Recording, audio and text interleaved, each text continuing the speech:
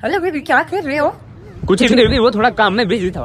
सुनो, एक काम करना, फ्री होकर किसी गरीब को ना पैसे दान कर देना, पुण्य मिलेगा।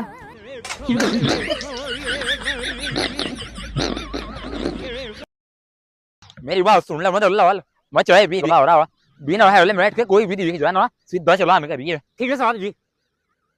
हेलमेट कहाँ साहब? चला ऑन कटा का भाई मैंने सुना कल तुम दोनों क्रिकेट खेलने गए।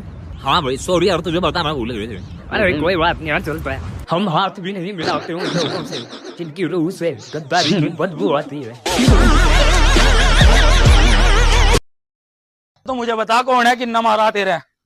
पापा ये है वो घर। वो कौन है बाहर निकल। हाँ जी, क्या कहोते? तुझे देखा तो ये जान चल घर। प्यार होता है।